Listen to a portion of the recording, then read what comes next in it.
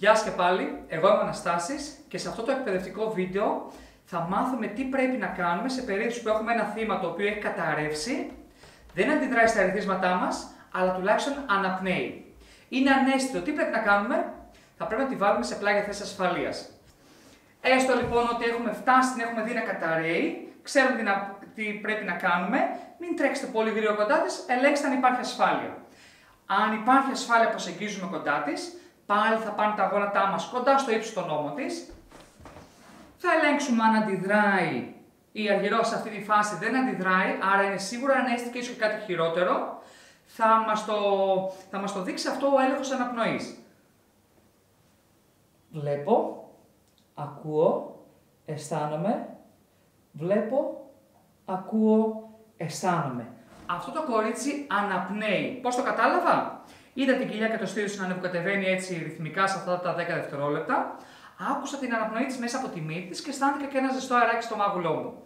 Άρα, εφόσον αναπνέει φυσιολογικά, μας το λένε αυτό οι επιστήμονες του Ευρωπαϊκού Συμβουλίου Αναζωογόνησης, είμαστε σίγουροι ότι αυτή η γυναίκα λειτουργεί η καρδιά της, είναι ζωντανή. Δεν θα πρέπει να την αφήσουμε ανάσκελα γιατί κινδυνεύει.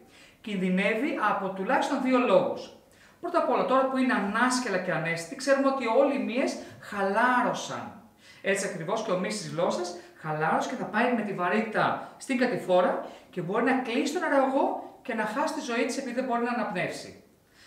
Και για έναν ακόμα λόγο, αν παραδείγματος χάρη λιποθύμησε αυτό το θύμα επειδή έχει πάθει εγκεφαλικό, πήγε στο μπαρ και ήπιε όλη την κάβα και λιποθύμησε επειδή ήπιε πάρα πολύ, μπορεί να θελήσει να κάνει εμετό.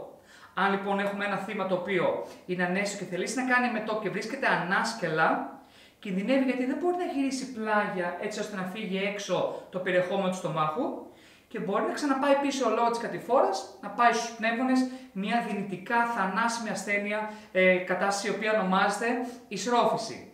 Για αυτούς τους δύο λόγους, για την ισρόφηση και για την ασφυξία λόγω του ότι έκλεισε ο αεραγωγός, δεν θα πρέπει να την αφήσουμε ανάσκελα. Θέση ανάνευσης λοιπόν ή πλάγια θέση ασφαλείας σε όλους τους ανέστητους ανθρώπους. Το πρώτο μας μέλημα είναι να τους βάλουμε να καθίσουν σε θέση προσοχής. Χέρια πόδια λοιπόν στο κέντρο. Πιάνουμε το κάθε μέλος έτσι από κάτω με προσοχή και το φέρνουμε στο κέντρο. Μπορούμε να σηκωθούμε και να πάμε και γύρω-γύρω. Τώρα δεν χρειάστηκε στην αργυρό γιατί είναι λεπτή κοπέλα. Μετά προσεγγίζουμε από όποια μεριά μας βολεύει. Και το χέρι που είναι από τη μεριά μας το πιάσουμε και το βάλουμε ορθή γωνία. Μόλις δημιουργήθηκε ένα άνοιγμα μπροστά μου, μια φωλίτσα που λέμε στα μικρά παιδιά. Μπαίνουμε πιο μέσα, έτσι ώστε να φτάσουμε με μεγαλύτερη ευκολία το χέρι που είναι από την απέναντι μεριά. Το χέρι που είναι από τη μεριά του κεφαλιού θα πάει και θα γραπώσει τα δάχτυλά της. Πώς κάνουν τα πολύ αγαπημένα ζευγαράκια, έτσι ακριβώς θα σφίξω τα δάχτυλα για να μπορέσω να πάρω δύναμη. Μπορεί να χρειαστεί και το άλλο το χέρι μου, για να το βάλω στο μάγουλό της από τη δικιά μου τη μεριά. Αν αφήσω το χέρι, είναι ανέστητο το χέρι που θα πάει κάτω. Άρα, αποστολή αυτού του χεριού είναι να κρατάω το χέρι εκεί πέρα δίπλα στο μάγουλό της. Η αποστολή του άλλου χεριού είναι να πάει και να πιάσει το μπατζάκι στο απέναντι γόνατο, έτσι ώστε να τραβήξει και να πατήσει το πέλμα κάτω. Είτε από το μπατζάκι θα τραβήξω ή κάτω από το γόνατο. Βάλτε λίγο δύναμη για να έρθει το γόνατο, το πόδι θα ακολουθήσει. Με μια δεύτερη κίνηση φέρτε το πέλμα να πατήσει όσο πιο κοντά γίνεται στον κορμό του θύματος και το χέρι σας μετά βάλτε το στο πάνω μέρος του γονάτου της. Μόλις δημιουργήσαμε έναν μοχλό. Πολύ εύκολα, ακόμα και ένα μικρό παιδί μπορεί να το καταφέρει, μπορούμε πατώντας απλά το γόνατο να μετακινήσουμε και να βάλουμε σε θέση ανάνευσης και έναν άντρα 100-150 κιλά. Δείτε πόσο εύκολο είναι. Εγώ θα πατάω και θα οπισθοχωρώ και το θύμα έρχεται πλάγια. Δεν τελειώσαμε, χρειάζονται ακόμα δύο κινήσεις. Πρώτα, το πόδι που είναι από την πάνω μεριά θα το φέρουμε σε ορθή γωνία. Αν είναι πολλά κιλά το θύμα και είναι στρόγγυλο, μπορεί να επανερχόταν πίσω. Και η τελευταία κίνηση είναι πάλι να κάνω μια ήπια έκταση στο κεφάλι της και να οδηγήσω το στόμα της στην κατηφόρα. Αν θέλεις να κάνει μετό, να φέρει προς τα κάτω το γαστρικό περιεχόμενο. Τι έχω καταφέρει? Το ανέστητο θύμα, που ξέρω ότι αναπνέει και είναι ζωντανό, δεν το άφησα ανάσκελα, το έφερα σε πλάγια θέση ασφαλείας, πλάγια όπως κοιμόμαστε το βράδυ στο κρεβάτι.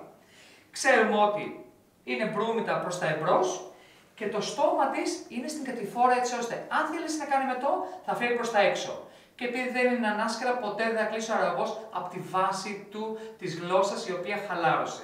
Τώρα παραμένω στο σημείο, επανελέγχω άλλη μια φορά ότι αναπνέει, φέρνω το αυτί μου κοντά στο στόμα της, βάζω και εδώ πέρα και το χέρι μου πίσω στις ομοπλάτες, εδώ κάτω είναι οι πνεύμονες και μπορώ να νιώθω την αναπνοή της.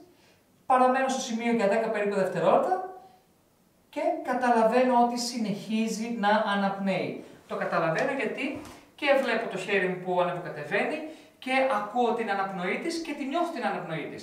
10 μόνο δευτερόλεπτα. Τώρα δεν τελειώσαμε, θα πρέπει να καλέσουμε το Εθνικό Κέντρο Άμεσης Βοήθειας έτσι ώστε να στείλει το κοντινότερο ασθενοφόρο.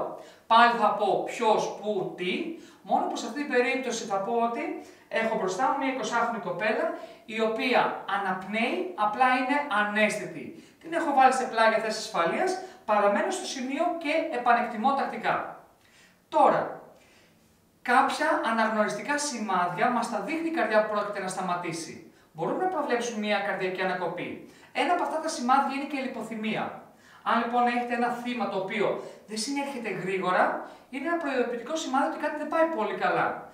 Άρα, αν υπάρχει στο σημείο, στο σχολείο, στην κοινότητα ένας αυτόματος εξωτερικός επεινδυτής, οι οδηγίες του ERC είναι φέρτε έναν αυτόματο εξωτερικό επεινδυτή κοντά σας, στο θύμα το οποίο έχει καταρρεύσει και είναι ανέστητο, έτσι ώστε να είναι γρήγορα διαθέσιμος αν σταματήσει αυτό το θύμα να αναπνέει.